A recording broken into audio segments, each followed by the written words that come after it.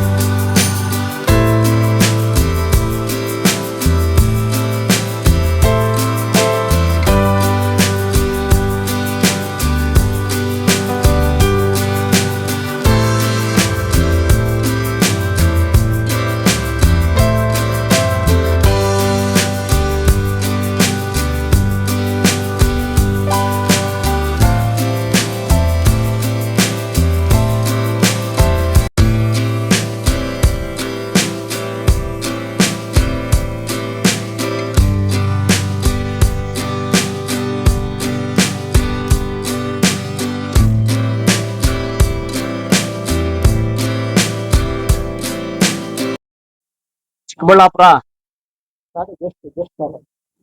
ನಗರದಲ್ಲಿ ವೀರಶೈವ ಸಮುದಾಯಕ್ಕೆ, ಲಿಂಗಾಯತ್ ಸಮುದಾಯಕ್ಕೆ ಸೇರಿದಂತಹ 16 ಆಸ್ತಿಗಳಿದ್ವು.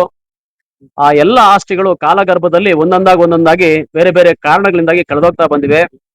ಅದರಲ್ಲಿ ಕಟ್ಟ ಕಡೆಯದಾಗಿ ಉಳ್ಕೊಂಡಿರ್ತಕ್ಕಂಥ ಏಕೈಕ ಆಸ್ತಿ ಅಂದ್ರೆ ಈ ನಮ್ಮ ವಾಪಸಂದ್ರದಲ್ಲಿರ್ತಕ್ಕಂಥ ನಿಡುಮಾಮಿಡಿ ಮಠಕ್ಕೆ ಸೇರಿದಂತಹ ಈ ಒಂದು ಜಾಗ, ಸರ್ವೆ ನಂಬರ್ 219, 174, 7 ಈ ಭಾಗದಲ್ಲಿರ್ತಕ್ಕಂಥ ಜಾಗ. ಇದು ಸಹ ಇವತ್ತು ಅಪಾಯದಲ್ಲಿದೆ. ಚಿಕ್ಕಬಳ್ಳಾಪುರ ನಗರ ಮತ್ತು ಜಿಲ್ಲೆ ಸೇರಿದಂತೆ ಒಟ್ಟು ನಮ್ಮ ವೀರಶೈವ ಸಮುದಾಯ ಅಂತಕ್ಕಂಥದ್ದು ತುಂಬಾ ಅಲ್ಪಸಂಖ್ಯಾತರಾಗಿರ್ತಕ್ಕಂಥದ್ದು. ಇಡೀ ರಾಜ್ಯದಲ್ಲಿ ಲಿಂಗಾಯತ್ ಸಮುದಾಯ ಬಹುಸಂಖ್ಯಾತವಾಗಿದ್ರು ಸಹ ಇಲ್ಲಿ ಇದು ಅಲ್ಪಸಂಖ್ಯಾತವಾಗಿದೆ ಚಿಕ್ಕಬಳ್ಳಾಪುರ ಜಿಲ್ಲೆನಲ್ಲಿ. ಈ ಒಂದು ಅವಕಾಶವನ್ನ ಬಳಸ್ಕೊಂಡು ನಮ್ಮ ಮೇಲೆ ಸತತವಾದ ದಾಳಿಗಳು ಶತಮಾನಗಳಿಂದ ನಡೀತಾ ಇದೆ. ನಮ್ಮ ಆಸ್ತಿಗಳನ್ನ, ನಮ್ಮ ಮಠಗಳನ್ನ, ನಮ್ಮ ಒಂದು ಸಂಪ್ರದಾಯಗಳನ್ನ ಎಲ್ಲವನ್ನ ಕಿತ್ಕೊಳ್ಳುವಂತಹ ಪ್ರಯತ್ನಗಳು ಬಲಿಷ್ಠ ವ್ಯಕ್ತಿಗಳಿಂದ ನಡೀತಾ ಇದೆ. ಇಂಥ ಸಂದರ್ಭದಲ್ಲಿ ಇವತ್ತು ನಮ್ಮ ನಿಡುಮಾಮಿಡಿ ಮಠದ ಕುರಿತಾಗಿ ಇತ್ತೀಚೆಗೆ ಮಾಧ್ಯಮಗಳಲ್ಲಿ ವರದಿಯಾಗಿರ್ತಕ್ಕಂಥದನ್ನ ಖಂಡಿಸಿ ಈ ಒಂದು ಸುದ್ದಿಗೋಷ್ಠಿಯನ್ನ ಕರೆಯಲಾಗಿದೆ. ಇವತ್ತಿನ ಸುದ್ದಿಗೋಷ್ಠಿಯಲ್ಲಿ ಅಖಿಲ ಭಾರತ ವೀರಶೈವ ಮಹಾಸಭಾ ಚಿಕ್ಕಬಳ್ಳಾಪುರ ಜಿಲ್ಲಾಧ್ಯಕ್ಷರಾಗಿರ್ತಕ್ಕಂಥ ಮಹೇಶ್ ಬಸವಾಪುರ ಅವರು ಬಂದಿದ್ದಾರೆ. ಅವರಿಗೆ ನಿಡುಮಾಮಿಡಿ ಮಠದ ವತಿಯಿಂದ ಹೃತ್ಪೂರ್ವಕ ಸ್ವಾಗತವನ್ನ ಬಯಸ್ತಾ ಇದ್ದೀನಿ. ಬೆಂಬಲಿಸ್ತಾ ಇದ್ದೀವಿ.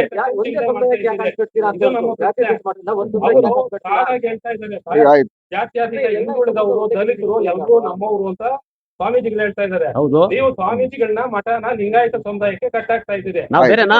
ಪ್ರಶ್ನೆ ನಾವು ಬೇರೆನಾ? ಒಂದ್ ನಿಮಿಷ ನೀವ್ ಹೇಳೋದಕ್ಕೆ ನಾನು ಉತ್ತರ ಕೊಡ್ತೀನಿ. ಮುದ್ದು ಕೃಷ್ಣ ಪ್ಲೀಸ್, ನಿಮ್ ಹೆಸರೇನು? ಒಂದ್ ನಿಮಿಷ ನಾನು ಹೇಳ್ತೀನಿ, ನಿಮ್ಗೆ ಉತ್ತರ ಕೊಡ್ತೀನಿ. ಇವತ್ತು ಈ ಮಠದ ಆಸ್ತಿ ಅಪಾಯಕ್ಕೆ ಒಳಗ್ಬಿಟ್ಟಿದೆ, ನಿಮ್ಗೂ ಗೊತ್ತಾಗಿದೆ. ನಾವ್ ಎಷ್ಟ್ ದಿನ ನೋಡ್ಕೊಂಡು ಸುಮ್ನೆ ಇರಕ್ ಸಾಧ್ಯ? ಇಷ್ಟ ದಿನ ಯಾಕೆ ಸಮುದಾಯದವ್ರು ಸ್ವಾಮೀಜಿ ಎಷ್ಟು ಜನಕ್ಕೆ ಸಪೋರ್ಟ್ ಮಾಡಿದ್ರು? ಜಾತ್ಯತೀತವಾಗಿ ಯಾರು ಬಂದ್ರು? ಇವತ್ತು ನಾವು ಬಂದಿದ್ದೀವಿ. ಬಹುಶಃ ಆಚರಣೆ ಧರ್ಮದಲ್ಲಿ ನಮ್ದು ಆಚರಣೆ ಇಲ್ಲಿರೋದು. ನಾವು ವೀರಶೈವ ಲಿಂಗಾಯತ ಧರ್ಮ ಕರಡಿಗೆಯನ್ನ ಕಟ್ಕೊಂಡು ಶಿವಪೂಜೆಯನ್ನೇ ಮಾಡ್ತಕ್ಕಂಥ, ಶಿವನೇ ನಂಬಿ ಮಾಡ್ತಕ್ಕಂಥ ಈ ಒಂದು ಧರ್ಮದ ಆಚರಣೆಯನ್ನ ಮಾಡ್ತಕ್ಕಂಥದ್ದು ಯಾರಾದ್ರೂ ಬರಲಿ, ನಾವು ಸೇರ್ಸ್ಕೋತೀವಿ, ಇಲ್ಲ ಅಂತ ನಾವ್ ಹೇಳೋದಿಲ್ಲ. ಆ ಸಂದರ್ಭದಲ್ಲಿ ಇವತ್ತು ಅಪಾಯ ಒದಗಿರೋದ್ರಿಂದ ನಾವು ಉಳಿಸ್ಲಿಕ್ಕೆ, ಹೋರಾಟ ಮಾಡ್ಲಿಕ್ಕೆ ನಾವು ಬಂದಿದ್ದೀವಿ. ಒಂದು ಸರ್ಕಾರದ ಮಟ್ಟದಲ್ಲಿ ಇರ್ಬೋದು, ಇವತ್ತು ನಮ್ಗೆ ಹಿನ್ನಡೆ ಆಗಿದೆ. ಹಾಗೂ ಕೆಲವು ಕುತಂತ್ರಗಳು, ಪ್ರಭಾವಶಾಲಿಗಳ ಕುತಂತ್ರಕ್ಕೆ ಒಳಗಾಗಿದೆ ಇವತ್ತಿನ ಮಠದ ಆಸ್ತಿ.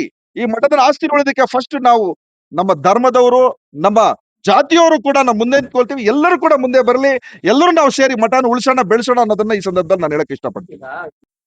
ನಾನು ನಂದೀಶ್ ಅಂತ, ಚಿಕ್ಕಬಳ್ಳಾಪುರ ಜಿಲ್ಲಾ ವೀರಶೈವ ಮಹಾಸಭಾ ಜಿಲ್ಲಾಧ್ಯಕ್ಷ ಇದ್ದೆ. ಈಗ ಹಾಲಿ ಜಿಲ್ಲಾಧ್ಯಕ್ಷರು ಮಹೇಶ್ ಇದ್ದಾರೆ, ಹಾಗೂ ನಮ್ಮ ಸದಾಶಿವ ಇದ್ದಾರೆ, ಮೋಹನ್ ಇದ್ದಾರೆ.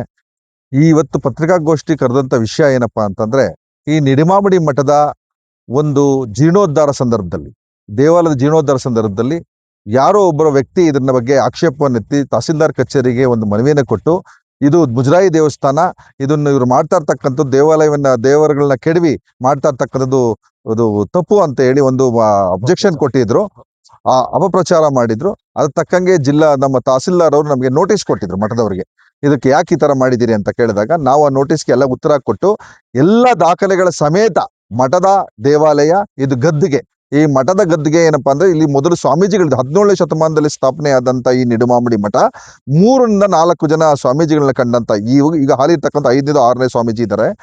ಈ ಸ್ವಾಮೀಜಿಗಳು 3 ಜನದ ಗದ್ದುಗೆ ಇದೆ ಇಲ್ಲಿ. ಈ ಗದ್ದುಗೆಯ ದೇವಾಲಯ ಇದು. ಈ ದೇವಾಲಯದಲ್ಲಿ ಮೊದಲು ಪೂಜೆ ನಡೀತಾ ಇತ್ತು, ಪುರಸ್ಕಾರ ನಡೀತಾ ಇತ್ತು. ಆದ್ರೆ ಜೀರ್ಣೋದ್ಧಾರ ಮಾಡಬೇಕು ಅಂತ ಸ್ವಾಮೀಜಿ ಮತ್ತೆ ಭಕ್ತಾದಿಗಳು ನಿರ್ಣಯ ತೆಗೆದುಕೊಂಡು ಇದನ್ನ ಜೀರ್ಣೋದ್ಧಾರ ಮಾಡ್ತಕ್ಕಂಥ ಸಂದರ್ಭದಲ್ಲಿ ಈ ಸಮಸ್ಯೆ ಶುರುವಾಗಿದೆ.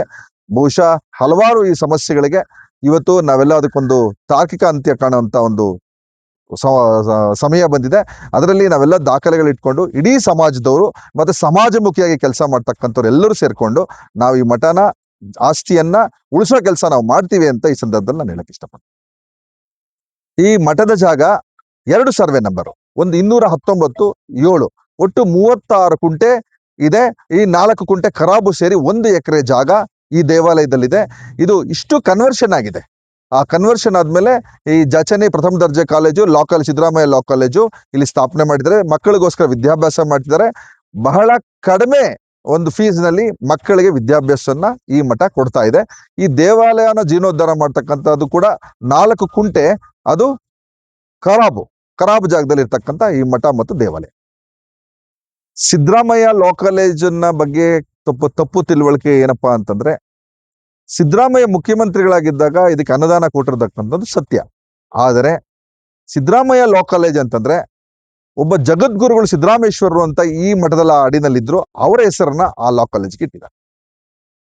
ಬಹುಶಃ ಮುಂದಿನ ದಿನಗಳಲ್ಲಿ ನಮ್ಮ ಇಡೀ ಜಿಲ್ಲೆಯಿಂದ ನಮ್ಮೆಲ್ಲ ಸಮಾಜರು, ವೀರಶೈವ ಮಹಾಸಭಾ ಜಿಲ್ಲಾಧ್ಯಕ್ಷರಿಂದ ಹಿಡಿದು ಎಲ್ಲ ವೀರಶೈವ ಮಹಾಸಭಾ ಮುಖಂಡರುಗಳು, ಆಮೇಲೆ ನಮ್ಮ ಸಮಾಜ ಬಾಂಧವರು ಹಾಗೂ ಸಮಾಜಮುಖಿಯಾಗಿ ಕೆಲಸ ಕೊಡ್ತಕ್ಕಂಥ ಜಾತ್ಯತೀತವಾಗಿರ್ತಕ್ಕಂಥ ಎಲ್ಲಾ ಸಮಾಜ ವರ್ಗದವ್ರನ್ನ ಸೇರಿಸ್ಕೊಂಡು ಈ ಜಾಗವನ್ನ ನಾವು ಉಳಿಸ್ಲಿಕ್ಕೆ ಹೋರಾಟವನ್ನ ಮಾಡ್ತೀವಿ.